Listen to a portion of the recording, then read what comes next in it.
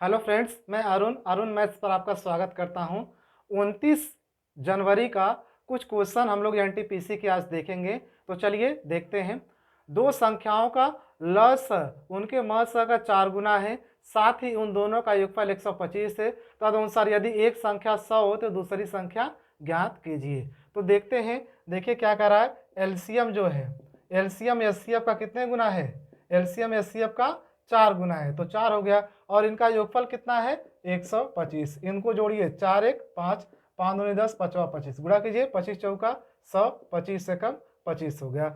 अब आपको पता है एलसीएम गुणे एचसीएफ बराबर पहली संख्या गुणे दूसरी संख्या होती है, तो रख दीजिए उसी फार्मूले पर। 100 गुणे 25 बराबर कितना? एलसीएम गुणे एचसीएफ बराबर 100 यानी पहली संख्या गुणे दूसरी संख्या यानी दूसरी संख्या x मान लेते हैं, काट दीजिए। x बराबर कितना हो जाएगा? 25 हो जाएगा। कितना हो जाएगा? 25 हो जाएगा। 25 क्या हो गया? आपका आंसर हो गया। तो इस प्रकार से आप निकाल सकते हैं। अब देखिए ओरल भी लगा सकते हैं। ध्यान से देखिए, ओरल देखिए।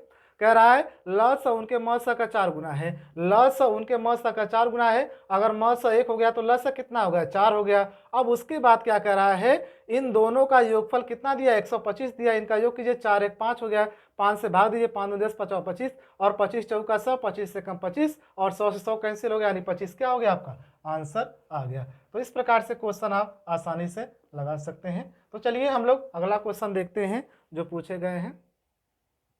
क्वेश्चन नंबर 2 देखिए क्या कह रहा है।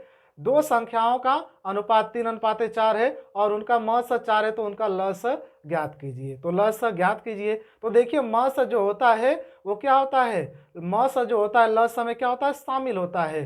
तो देखिए क्या किया है, म स दिया है 4 और उनका अनुपात कितना है? 3:4। अगर 4 से उसमें गुणा कर देंगे तो संख्याएं पता चल जाएंगी। गुणा कीजिए, यानी 3:4 में 4 से गुणा कीजिए, 4 तिहाई 12 हो जाएगा, और 4 चौको कितना हो जाएगा? 16 हो जाएगा। तो संख्याएं अगर छोटी संख्या पूछेगा तो 12 हो गया, बड़ी संख्या पूछेगा तो 16 हो गया। अब इनका एलसीएम पूछ रहा है, तो वह बड़ी से बड़ी संख्या दोनों संख्याओं काट रही। क्या काट रहा है? देखिए 4 काट रहा है, 4 चौको 16 और 12 चौक 48। तो 48 क्या हो गया? आपका आंसर हो गए। अगर ओरल भी लगा सकते हैं आप। देखिए किसी एक को मतलब एचसीएफ का उनमें गुणा कीजिए संख्याओं के अनुपात में। गुणा कीजिए, 4 3 12, 4 चौको 16, एक ही में गुणा कीजिए, 4 3 12, 12 चौक 48, क्या हो गया? आपका आंसर आ गया। तो इस प्रकार से ओरल भी आप क्वेश्चन को लगा सकते हैं अगर मेथड जानते रहेंगे तब। अगला देखते हैं। क्वेश्चन नंबर 3 देखिए। यदि दो धनात्मक पूर्णांकों का योग 80 है और उनका अंतर 20 है, तो उन संख्याओं के वर्गों का अंतर कितना होगा? तो इनका योग कहाँ है? 80 है, और अंतर कितना कहाँ है? 20 है। तो उनके वर्गों का अंतर, तो पहले संख्याएं ज्ञात कर लेते हैं। अगर दोनों को जोड़ के आधा करेंगे तो बड़ी संख्या का मान आ जाएगा। जोड़ के आधा कीजिए, 80 और 20 कितना हो जाएगा? 100। 100 का आधा कितना हो जाएगा? 50 से बड़ी संख्या आ गई। और घटा के आधा कीजिए, 80 और 20 में से 20 जाएगा तो कितना बचेगा? 60, और 60 का आधा कितना हो जाएगा? 30 हो जाएगा। अब कह रहा है उन संख्याओं के वर्गों का अंतर कितना होगा? तो इसका वर्ग कीजिए, संख्या आ गई, वर्ग कीजिए, कितना हो जाएगा? ये 2500 हो जाएगा, और ये कितना हो जाएगा? ये 900 हो जाएगा। इनका अंतर कितना हो जाएगा? देखिए 1600। अंतर कितना हो जाएगा? 1600। ये 1600 क्या हो गया? आपका आंसर हो गया। 1600 देखिए क्या हो गया है? आपका आंसर हो गया। तो इस प्रकार से आप ज्ञात कर सकते हैं। जब भी संख्याओं का योग कहेगा और उसके बाद संख्याओं का अंतर कहेगा, तो जोड़ के आधा कर दीजिए, घटा के आधा कर दीजिए। जोड़ के आधा करेंगे तो बड़े वाले का मान आ जाएगा, घटा के आधा करेंगे तो छोटे वाले का मान आ जाएगा। तो इस प्रकार से क्वेश्चन आप आसानी से सॉल्व कर सकते हैं। आगे बढ़ते हैं, अगला देखते हैं।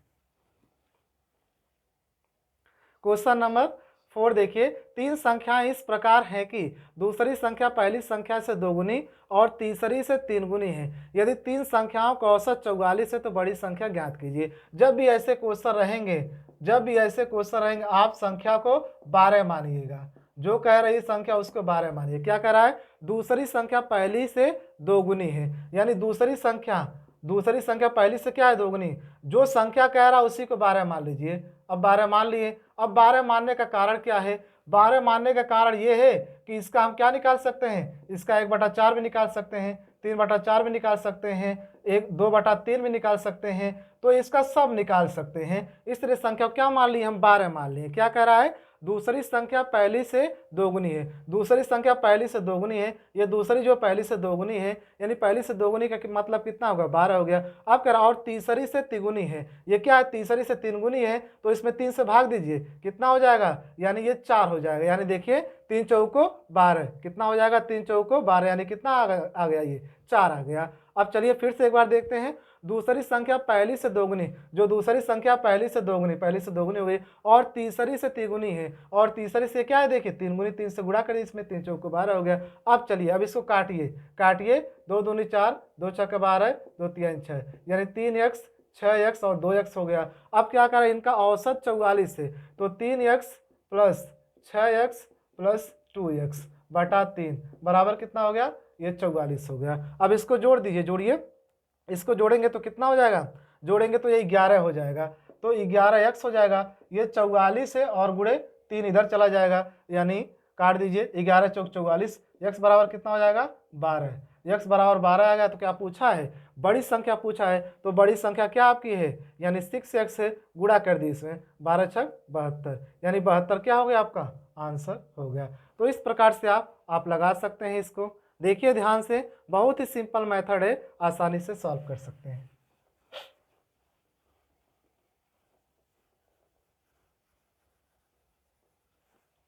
चलिए आगे बढ़ते हैं हम लोग, अगला क्वेश्चन देखते हैं। 100 से कम सभी विषम संख्याओं का औसत कितना होगा, 100 से कम सभी विषम संख्याओं का औसत। तो अच्छा ये बताइए, 100 से कम विषम संख्याओं का औसत मतलब क्या है, पहली संख्या एक विषम होगी और अंतिम संख्या कितनी होगी, 99 होगी, तो इनको जोड़ के आधा कर दीजिए, यानी 1 और 99 को जोड़िए, कितना हो जाएगा, 100, 100 का आधा कितना हो जाएगा, 50, यानी 50 क्या हो गया, आपका आंसर हो गया। देखिए 100 से कम सभी विषम संख्याओं का औसत, 1 लिखेंगे, फिर 3 लिखेंगे, फिर 5 लिखेंगे, डॉट डॉट कितना हो जाएगा, 99 तक लिखेंगे। तो जब औसत पूछेगा तो पहली संख्या और अंतिम संख्या को जोड़ के आधा कर दीजिए, तो कितना हो जाएगा, ये 50 हो जाएगा। ऐसा हम क्यों किए हैं, क्योंकि अंतर क्या है, समान है, अंतर सब जगह समान है। देखिए विषम संख्या और सम संख्या के बीच में अंतर कितना हो जाएगा, यानी विषम संख्याओं के बीच में अंतर कितना हो जाएगा, देखिए 2 यहाँ पर भी, 2 यहाँ पर भी, यहाँ पर 7 होगा, यहाँ पर 9 होगा, यानी अंतर 2-2 होता चला जाएगा। अंतर अगर 2-2 2-2 होता चला जाएगा तो इसका अंतर 2 हो गया, यानी समान हो गया। जो समान हो गया तो पहली और अंतिम को जोड़िएगा, उसका आधा कर दीजिएगा, औसत तुरंत आपका पता चल जाएगा। अगला क्वेश्चन देखते हैं, हम आगे बढ़ते हैं। क्वेश्चन नंबर आगे देखिए, यदि a और b का अनुपात 4:5 है और उनके वर्गों का अंतर 81 है तो a का मान ज्ञात कीजिए। कह रहा है कि a और b का अनुपात 4:5 और उनके वर्गों का अंतर कितना है, 81। पहले अनुपात देखते हैं, a और b का अनुपात कितना है, 4:5 है। इनके वर्गों का अंतर, इसका वर्ग कीजिए, 4 चौको 16 और इसका वर्ग कीजिए, 5 25। इनका अंतर कितना दिया है, यहाँ पर अंतर कितना होगा, यहाँ पर देखिए 16 4 20, यानी 25 9 का अंतर होगा, और यहाँ पर कितना दिया है, 81 दिया है। तो बताइए एक बराबर कितना हो जाएगा, 9 9 81 9 हो जाएगा। क्या पूछा, ए का मान पूछा है, गुणा कर दीजिए, यानी 9 चौको 36, तो 36 क्या हो गया, आपका आंसर आ गया। 36 क्या हो गया, आपका आंसर आ गया।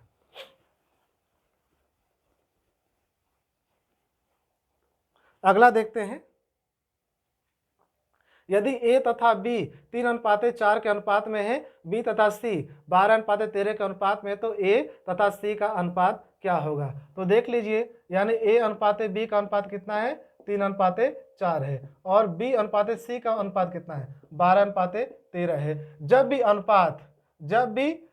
अनुपात हम लेंगे, a के बाद b आएगा और b के बाद c ही आएगा, a के बाद b आएगा, b के बाद c आएगा। अगर c नहीं आया रहेगा तो उसको कन्वर्ट कर लेंगे। तो चलिए निकालिए, कह रहा a अनुपात c, जब भी a अनुपात c कहेगा, यानी पहला कहा है और क्या कहा है, अंतिम कहा है। पहले का पहले में गुणा कीजिए और अंतिम का अंतिम गुणा कीजिए, 12 3 कितना हो जाएगा, 36, और अंतिम का अंतिम गुणा कीजिए, यानी 13 चौको 52 हो जाएगा। अब इसको काट दीजिए, काटिए, 4 9 36, 4 एकम 4, 4 3 12, तो 9:13 कितना हो गया, 13 है, यानी 9:13 क्या हो गया, आपका आंसर होगा। ये सब शॉर्टकट है, शॉर्ट मेथड है, इसको आप ध्यान में रखिएगा।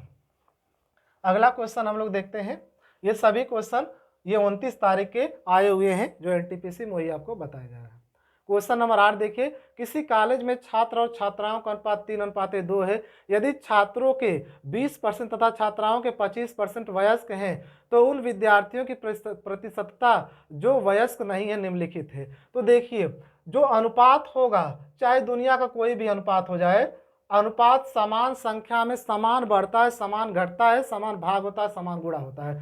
अगर इसमें आप 100 का गुणा करेंगे, इसमें आप 100 का गुणा करेंगे तो इसमें भी 100 का गुणा आपको करना पड़ेगा। देखिए काट दीजिए, सॉरी यहाँ पर 2 रहेगा, काट दीजिए, 2 जीरो कैंसिल हो गया, 3:2 फिर भी आ गया। यानी यहाँ पर भी 100 का गुणा किए हम, यहाँ पर भी 100 का गुणा किए। अब क्या करें, यदि छात्रों के 20% तथा छात्राओं के 25% वयस्क है। अब ये देखिए पूछा है जो वयस्क नहीं है, क्या पूछा है, जो वयस्क नहीं है उसका प्रतिशत ज्ञात कीजिए। तो चलिए ये देखिए 300 है, 300 है। अगर छात्रों का 20% क्या है, 20% वयस्क है, तो कितने वयस्क नहीं है, 80%। इसका 80% निकालिए, काट दीजिए, यानी 8 तरीके कितना हो जाएगा, 24, 240। और फिर उसके बाद ये 200 का कितना निकालेंगे, 25% वयस्क है तो कितने वयस्क नहीं है, 75% वयस्क नहीं है, बटा 75। देखिए काट दीजिए, यानी कितना हो जाएगा, 150 हो जाएगा। तो जोड़ दीजिए, इसको जोड़िए, यानी ये कितना हो जाएगा, 390 हो जाएगा। अब यही प्रतिशत कितना है, यानी 390 बटा टोटल जोड़िए, यानी 500, 500 गुणे 100 कर दीजिए, काट दीजिए, काटिए काटिए, 5 सते 35, 4 5 नवा, सॉरी 5 बटे 40, कितना हो जाएगा, 78%। क्या हो जाएगा, आपका आंसर हो जाएगा। देख लीजिए ध्यान से, अनुपात समान बढ़ता है, समान बढ़ता, अगर इसमें 100 का गुणा करेंगे इसमें भी 100 का गुणा करना पड़ेगा, समझ रहे हैं। बस यही है, आसानी से आप लगा लीजिए इसको।